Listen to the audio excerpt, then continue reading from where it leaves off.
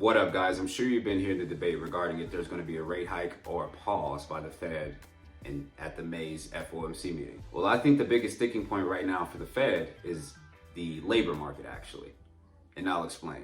So you would think after the year of the rate hikes, 2022, the labor market would be showing signs of softening way more than it actually has been. At least the unemployment rate of about 5% is what I would expect. But we're still, last time I checked, at a historic low of about 3.5% right now, which is a strong labor market. And just so you're aware, there has never been a recession with unemployment under 5%. And so getting a recession with 3.5% unemployment is highly unlikely. So for us to experience a recession in this market, we would need a loss of jobs or rising unemployment. Now, you've probably been hearing some analysts say that the credit crunch will do the Federal Reserve's jobs for them, essentially. And so what they mean, in response to the credit crunch, businesses or institutions will want to cut costs. And we all know the biggest expense for a business are the employees. So what the Fed was hoping for is kind of a trickle-down effect, in that, they were hoping institutions and banks continue to tighten credit, which would force businesses to cut costs, aka employees, which would affect the unemployment rate, which would push us into that mild recession. You're fired!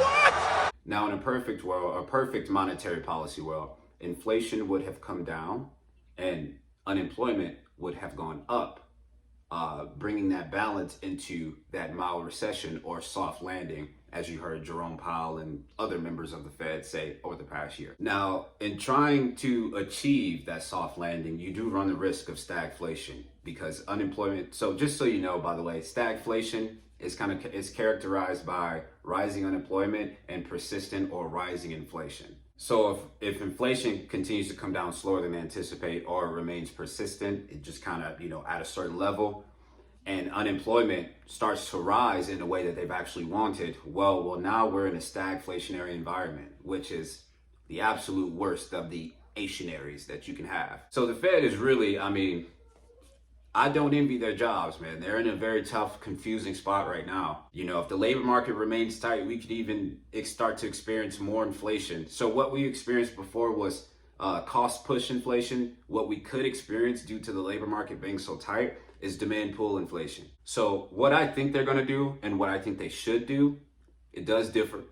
What I think they're gonna do is raise hikes one more time and then pause. And I think there's kind of a consensus on that, which even reinforces that belief even more, because the Fed cares about messaging. Remember that, always remember that. Messaging is an important part of monetary policy. At that point, we will remain restrictive with rates elevated for some time. I don't think there will be any cuts this year at all. Remember, if you've watched my last video, ZERP was kind of the reason we got into this mess in the first place. So we can't go back to easy money policies as we did over a decade ago. So that would be a big mistake. So I don't think there are going to be any cuts this year. If there are cuts, that means we have experienced the worst black swan that we could experience if there's a cut in 2023. So we'll see what happens with unemployment. That's the biggest variable right now. At the meeting in May, they will hike one more time. At that point, they will see the effects on the labor market itself and inflation, of course. And then they'll make their decision from there. And I hope I'm providing you guys with value. Keep watching, like, comment, subscribe, and I'll see you on the next one.